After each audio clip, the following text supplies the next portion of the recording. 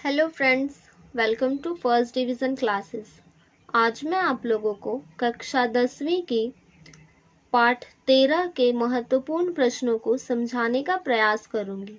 तो चलिए देखते हैं पाठ 13 है क्या और इसके लेखक कौन है और इसके महत्वपूर्ण प्रश्न कौन कौन से हैं। पाठ है मानवीय करुणा की दिव्य चमक। पाठ का नाम है मानवीय करुणा की दिव्य चमक और इसके लेखक है, इस पाठ को लिखने वाले हैं सर्वेश्वर दयाल सक्सेना जी ने लिखा है इस पाठ को। इस पाठ में फादर कामिल बुल्के के बारे में सर्वेश्वर दयाल सक्सेना जी ने बताया है। इस पूरे पाठ को सर्वेश्वर दयाल सक्सेना जी ने फादर कामिल बुल्के के जीवन पर ही आधारित लिखा है। जब सर्वेश्वर दयाल सक्सेना जी फादर बुल्के से मिले थे तो उनका जीवन कैसा था उसके बारे में इस पाठ में बताया गया है। तो फादर कामिल बुल्के भारतीय संस्कृति के एक अभिन्न अंग है। किस आधार पर ऐसा कहा गया होगा? फादर बुल्के जो हैं, सर्वेश्वर दयाल जी सक्सेना इस पाठ में इन्हीं के बारे में पूरा बताते हैं। और इसका पहला महत्वपूर्ण प्रश्न यह पूछा जाता है अक्सर कि फादर बुल्के भारतीय संस्कृति के अभिन्न अंग हैं, ऐसा किस आधार पे कहा गया था इस पाठ में? तो उत्तर हम लोग देखते हैं। प्रस्तुत पाठ मानवीय करुणा की दिव्य चमक के माध्यम से लेखक कौन है? सर्वेश्वर दयाल सक्सेना जी। वो क्या कहते हैं इस पाठ के आधार पे?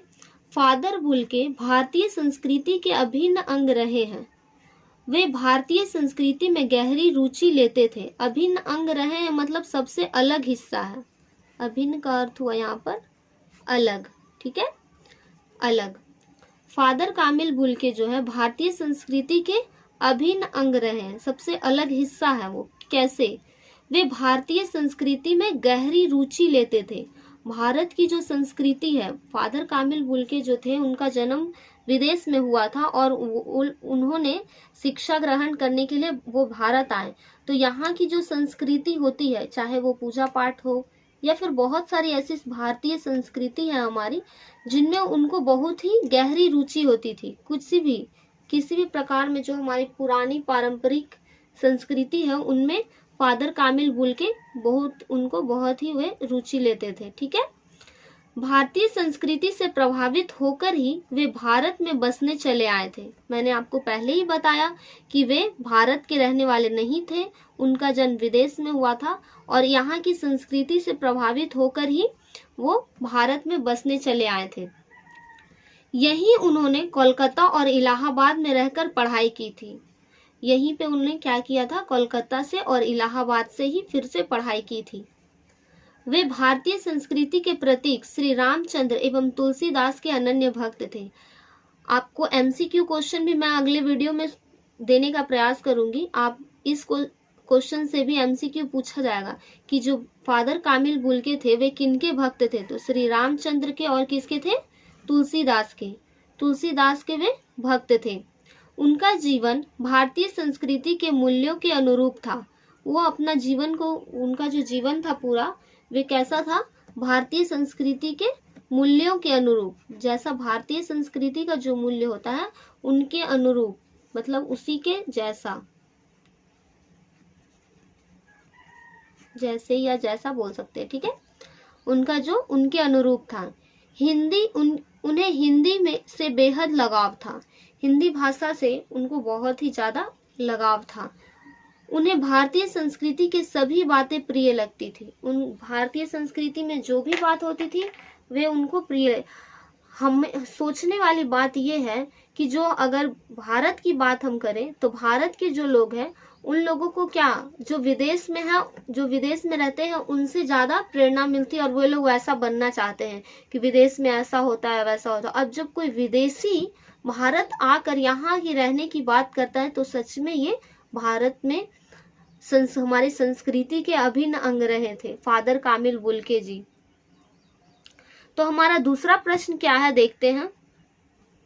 दूसरा प्रश्न ये है, लेखक ने फादर बुल्के को मानवीय करुणा की दिव्य चमक क्यों कहा है? मानवीय करुणा मतलब मानवता जिसमें मानवता और करुणा, दया की भावना हो, मानवता और दया की भावना हो। लेखक ने फादर कामिल बुल्के को ये क्यों कहा है? क्वेश्चन यही पूछा गया है, मानवीय करुणा की दिव्य चमक क्यों कहा है? तो इसका उत्तर आइए हम लोग देखते हैं। प्रस्तुत पाठ मानवीय करुणा की दिव्य चमक के माध्यम से लेखक कौन है? सर्वेश्वर दयाल सक्सेना जी क्या कहना चाहते हैं? वो कहते यह है, लेखक ने फादर कामिल बुल्के को मानवीय करुणा की दिव्य चमक कहा है। क्यों कहा है? तो कहा है इसलिए फादर के मन में सब परिचितों के प्रति सद्भावना और ममता थी। अब फादर बुल्के जिसे भी जानते थे, जितने भी लोगों को जानते थे, उनके प्रति उनके मन में क्या थी? सद्भावना थी और ममता थी। मतलब सच्चे थे वो, और सब में मतलब करुणा था, ममता दिखाते थे वे, दया की भावना उनमें थी।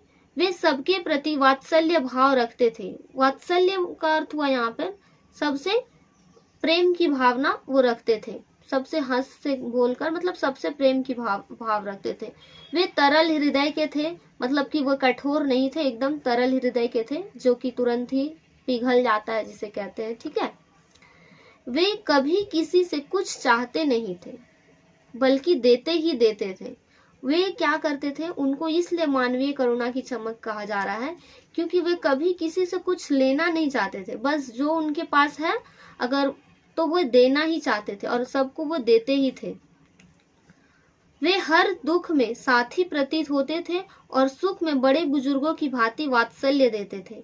मतलब कि जब किसी के साथ उनके परिचित या फिर किसी को भी दुख होता था तो दुख में वे साथी, प्रतीत मतलब होना, ठीक है, वे सभी दुखों के साथी होते थे। और जो भी जहाँ पे सुख की जब बात आती थी तो बड़े बुजुर्गों की भांति वात्सल्य देते थे, मतलब आशीर्वाद देते थे, ठीक है। उन्होंने लेखक के पुत्र के मुंह में पहला अन्न भी डाला और उसकी मृत्यु पर सांत्वना भी दी। जब सर्वेश्वर दयाल सक्सेना जी की पुत्र की मृत्यु हो रही थी तो उन्होंने क्या किया? उनके मुंह में पहला अन्न भी डाला था और उनकी मृत्यु पर लेखक को सांत्वना भी दे रहे थे, ठीक है, मतलब उनको समझा रहे थे, सांत्वना भी दे रहे थे, ठीक है। वास्तव में उनका हृदय सदा दूसरों पर स्नेह में पिघला है, दूसरों के स्नेह पर पिघला रहता है। मतलब कि यहाँ पे असली में क्या है? जो उनका दिल है, हृदय जो है उनका, दूसरों के स्नेह मतलब दूसरों के प्रति प्रेम की भावना रहती है उनके मन में। इस तरलता की चमक उनके चेहरे पर साफ दिखाई देती है। ये जो भावना थी उनका, वे उनके चेहरे पर दिखाई देती थी। तो इन सभी कारणों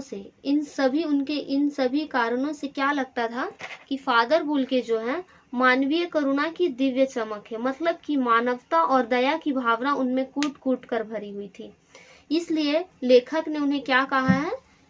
इसलिए लेखक ने उन्हें मानवीय करुणा की दिव्य चमक कहा है, ठीक। आशा करती हूँ कि आप लोगों को ये दोनों प्रश्न अच्छे से समझ में आ गए होंगे। अगर फिर भी कोई दिक्कत हो रही है या समस्या हो रही है तो आप मुझे कमेंट जरूर करें, ठीक है। अपनी अगले पार्ट के महत्वपूर्ण प्रश्नों को मैं अपने नेक्स्ट वीडियो में दूंगी। Thank you.